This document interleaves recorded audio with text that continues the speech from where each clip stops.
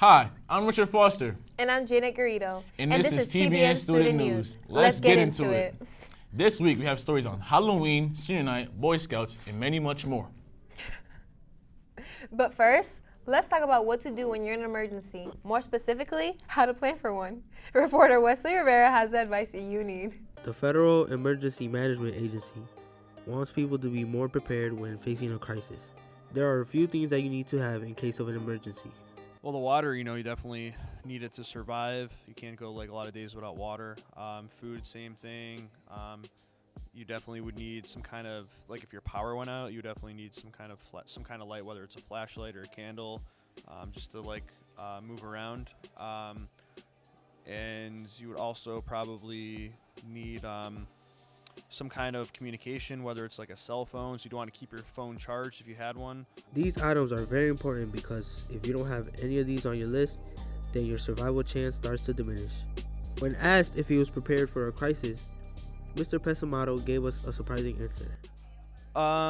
Like right now, maybe for like a day or two, but not like long term. Like, I think I have plenty of water in my refrigerator and food and like flashlights and stuff, but I probably would only last me like a day or two. So in the short term, but like if something happened, like God forbid, like a hurricane or something, and I was without stuff for a week, I probably would be in rough shape. So in the short term, but not in the long term.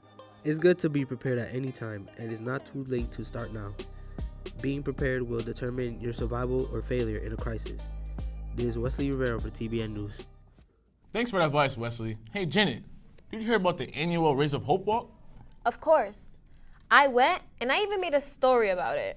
On Sunday, October 22nd, the annual Rays of Hope Walk was held in Forest Park. Many people participated, including Putnam. Putnam has been a part of the Rays of Hope for a while now. Rays of Hope has been around since 1994. Putnam's been contributing since 2012. 40 through 50 people have been participating this year and showing their support. This year, Putnam Rays of Hope Walk raised a significant amount of money. People should be made aware of this horrible disease and contribute as much as they can, just due to the fact that 1 out of 8 women would be affected by this disease, so it could be your mother, your sister, or even you. How can one be part of this movement? All they have to do is contribute what they can, and we hope to see you at the Rays of Hope Walk next year. And this has been Janet Garrido reporting for TBN News. There's going to be a blood drive held by Allied Health today. Very interesting. Reporter Next Diaz Rivera has the scoop.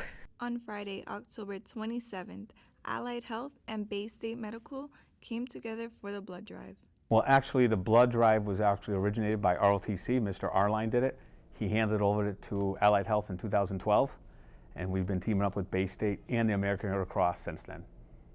Here in Allied Health, we team up with Bay State Medical Center in order to get staff and students to voluntarily have their blood drawn. The blood will be used for transfusions and or biopharmaceutical medications for patients in need. Students that participated had to meet these specific requirements in order to donate blood. And the requirements is you have to be 17 years old, have a certain weight and a certain height. This is Nashira Diaz reporting for TBN News. It's that time of the year again. Wait, we're talking about Halloween?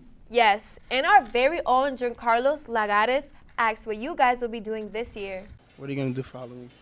For Halloween, I'm probably going to take my fam out, take them out, go grab some candy. Might go bag snatching, something light.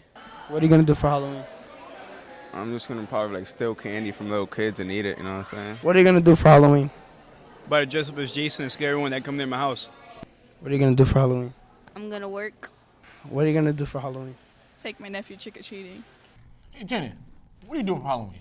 I don't know. I might just go trick-or-treating with your mom, but I don't know. That's a little far-fetched there, but hey, that's cool. Next up, we're going to fill you in on sports. But first, we're going to take a little break. Senior night is finally here, and it's our last chance to see our Putnam Beavers perform in their last home game of the season. So come and support them this Friday, October 27th. Now, we're going to hear from our sports guys, Davin and Deshaun. What's going on? It's Davin. And it's Deshaun here with the sports. This week we're covering stories on cross country, senior night for football, and soccer. I'm going to start off with the cross country team. Boys and girls cross country team have had a pretty successful season. They have a few strong boy runners, says Coach Inarita Pereira. Our best runners are Dario Alvarez, Alex Ramos. We have Isaiah, Clavon, and Richie Martinez is really great too. We have a lot of good guys right now. Ayanna Douglas, one of the captains of the team, says that last year was her best year. I have to say my junior year, because that year I ran my lowest, well, now it's my second lowest time, but 22:50. Ayanna also says there are a few strong girl runners on the team too. It's me, Araceli, and Brianna, and a freshman. Her name is, well, we call her Tootie, but yeah. Also, the seniors had their senior night, so congratulations to them and good luck to them in the collegiate level if they pursue this sport. Man, I hope they keep doing a good job in cross country. But anyway, Devin, are you ready? Are you hyped? You already know because we got our senior night coming up. Man, I can't wait, and I'm pretty sure the rest of the seniors can't either. Fall sports are coming to an end, and what is a better way to end the season than Putnam's football senior night, which takes place Friday, October 27th. There are only 10 seniors on the team, including myself. I got to ask Edric Santiago how he felt about the season coming to an end. I really just never wanted it to end, man. Been with Putnam football for 4 years. I love this team. It's a family, it's a brotherhood, and I'm going to college and want to represent where I came from. I love football, man. What do you expect to happen on senior night? I'm expecting to get a win that night. I'm looking to score probably 2 touchdowns. I'm trying to be all top 10 in Western Mass and receiving touchdowns. I really just want to win, not only for the rest of the seniors from my team, because we've been trying to get a win all season, and we're working real hard for it. The seniors wish the season wouldn't end, and it makes them sad because it's their last year. And most of the other seniors said they wish they played since freshman year. I wish that I could have played freshman year instead of just playing my senior year only, but I really love this team, and everybody's like family to me. I'm sad, I'm real sad. I don't know if I'm going to go to the next level. So, just these last few games, I'm just trying to make the best out of it right now. Make sure to go to Burt Field at 7 p.m. Friday, the 27th, to support the Putnam Beavers senior players at their senior night. Go. Putnam on 3, family on 6. 1, 2, 3, Putnam! 4, 5, 6, family! It's going to be lit. Check it out Friday at Central. The admission is $3. And we aren't the only ones with a senior night. The soccer team had one last Tuesday.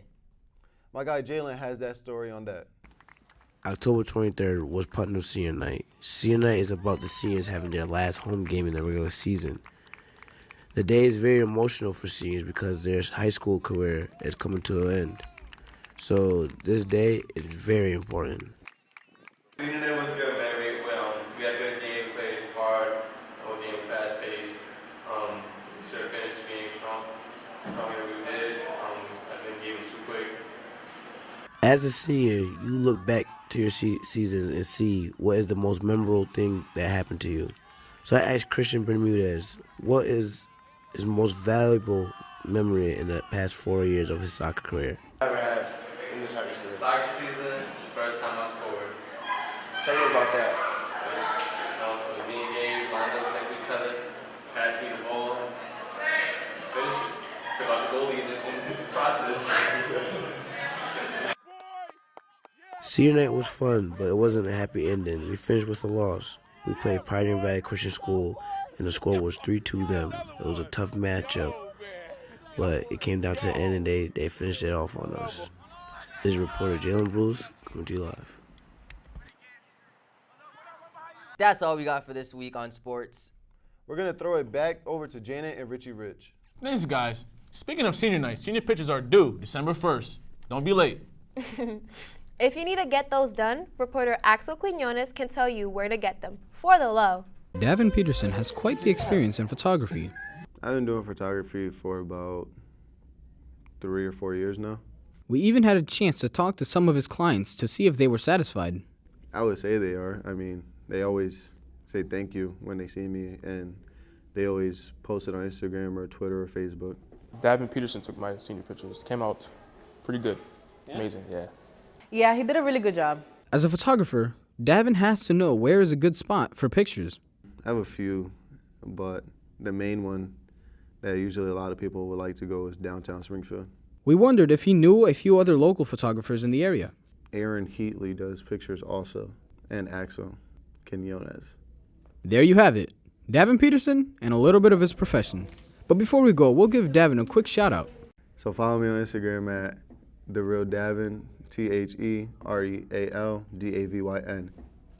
Richard, have you ever lost anything at school? No, maybe I lost my mind, but besides myself, no. But if you guys have lost anything, you can check the Lost and Found. Lost and Found is located right here in the main office. Basically, if someone loses something, say keys, a jacket, phone, and someone wants to be nice and turn it in to either security, me, George, or someone in the main office. They go to the Goodwill or the Salvation Army. We have one in the 9th grade suite, and we also have shoes there, so you guys should check that out. Hey, Janet, did you ever want to be a Boy Scout at a chance? Wait, don't you mean a Girl Scout? No, silly. You actually might be able to be a Boy Scout in the future. Reporter Amir MacGyver has a story on that. With the Boy Scouts of America allowing girls to join their ranks, many people are responding very mixed. Some are saying that this is a good idea, while the other side is saying that this is a bad idea. But many of the Boy Scouts are reacting to this news with positive outlooks, like Venture crew member Daniel James.